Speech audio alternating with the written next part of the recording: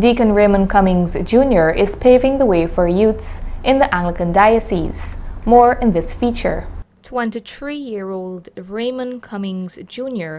is a deacon in the Anglican Diocese of Guyana, including Guyana and Suriname. Cummings Jr. grew up in the village of Plaisance on the east coast of Demerara.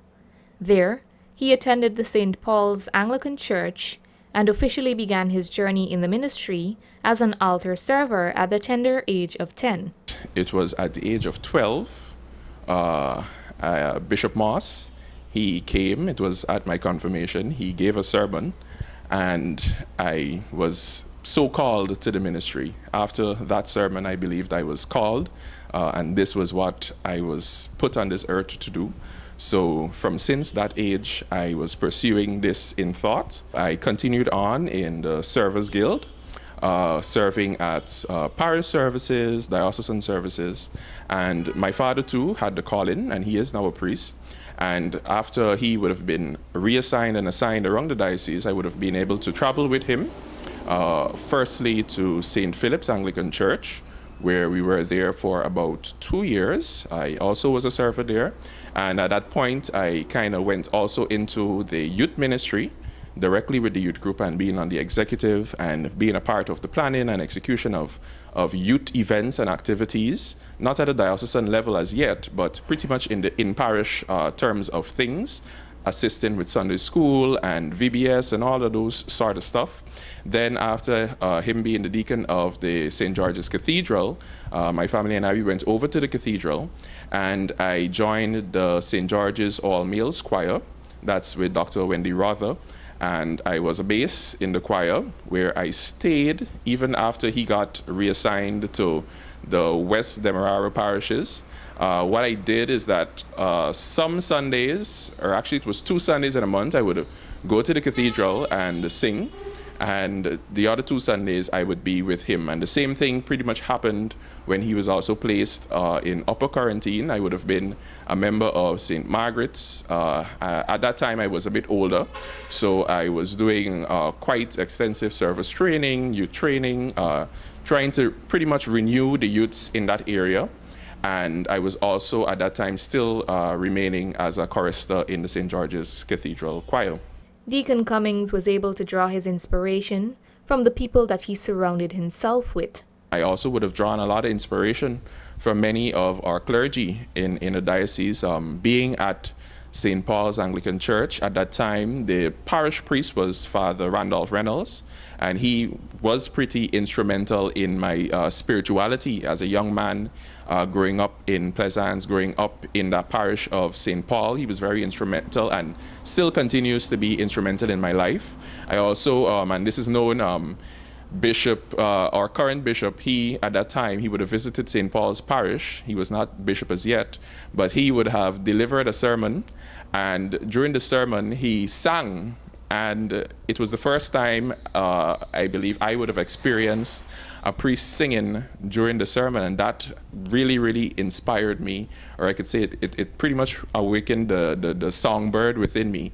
So I from that moment I would have been inspired by his voice and his singing, and I remember telling people that when I become a priest and whenever I start preaching, I want to start singing like Father Davidson, and lo and behold, he became the bishop of our diocese. So along the way, I have had great inspiration, even too from my father, who would have become a priest later on in his life.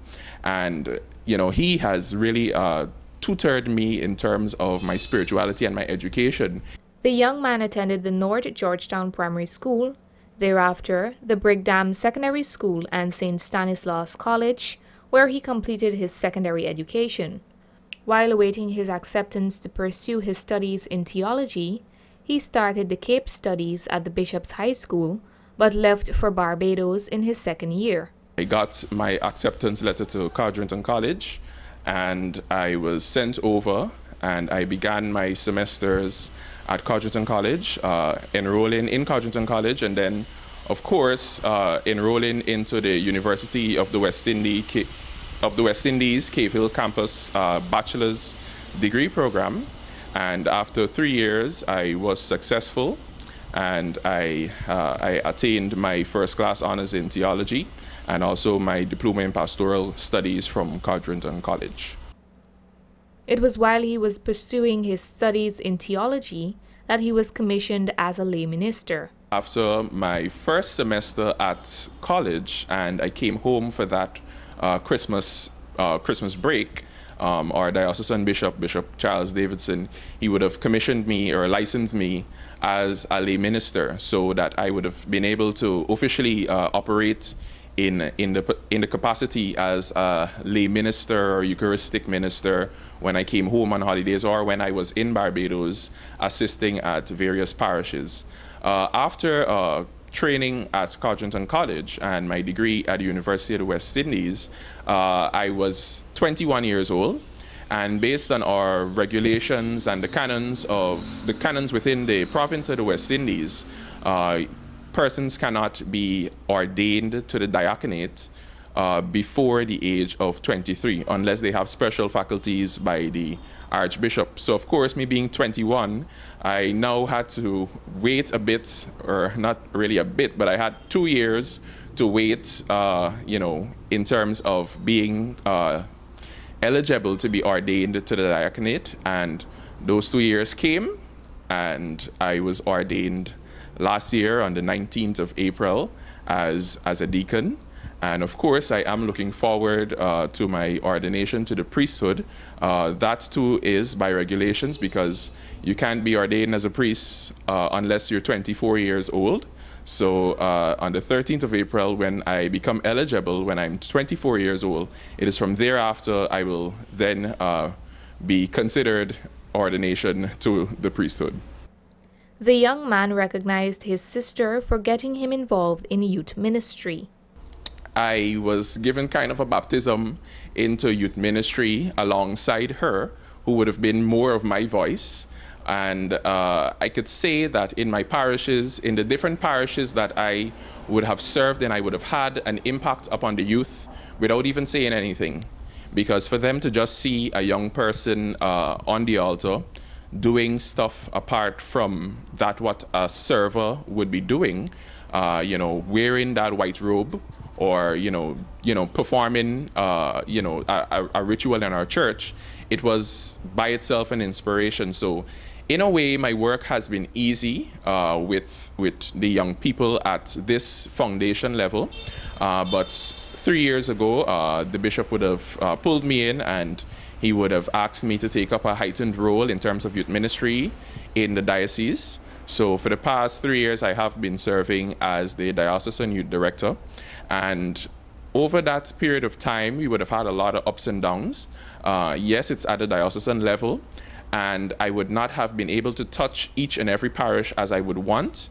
But over the few years, I would have been able to pinpoint a few persons in the many districts we have in Guyana and set them up as relay persons so that I can know what is happening at the 15 districts that we have in this diocese. So right now, there are persons in these districts who I relate with, who I talk with on a weekly basis to ensure that things are going the way they ought to go, to just have that kind of companionship in terms of this youth ministry. Because if you check the statistics, youth ministry is one of the hardest ministries out there, because it's a dynamic crowd. We have the 21st century here, and there's so many changes and adaptations happening to our world that it seems as though faith and spirituality for our young people is a thing of the past. But here I am, as I'm here at All Saints Parish for the past 10 months. I have tried my best to resuscitate the youth group, and we are going steady, and I'm trying to now extend my ministry to those on the upper quarantine, so that in the event that I have to leave, things in the parishes of Berbice, Quarantine, New Amsterdam, things remain good, things remain vibrant, things remain dynamic in the churches in terms of the youth and their spirituality, and especially in terms of their commitment and their engagement in terms of church service and church worship. One major challenge that he related to this newscast were the naysayers who thought that he was not serious about his calling to faith. Persons, second questioning me or second doubting me, because at that time I was very young when I got my call at the age of 12. Persons would have been like, man, when you get older, you're probably going to change your mind. Or, when go and have a conversation with this person and come back to me and tell me if you still want to be a priest, or all of those sorts of things. In a way, they were a bit discouraging, but I knew that that this was my call, that this is what God had wanted for me. So I always had my mind set on it, even throughout school. Deacon Cummings Jr. called on the youths to step up in the diocese to pursue their call to ministry. The reality of the diocese we have to look at, and maybe I can use this as a platform to make a call for young men and women to be aspirants towards this call, towards this vocation, because there are many young people out there who have the call and they are not answering it, or they have listened to the persons in their lives who are telling them more no's than yeses. We really need persons to come on board to answer their call, so that not only me going to the next level, we could have an actual plan for the diocese going to the next level, because I can't be split up between the 40 parishes we have in this country. So we just hope that persons who have been called could come forth, and despite the challenges, to push through. You have the support system, you will be supported, and we can cross all those barriers and get you doing what you've been placed here to do. Narima Ali, Channel 8 News.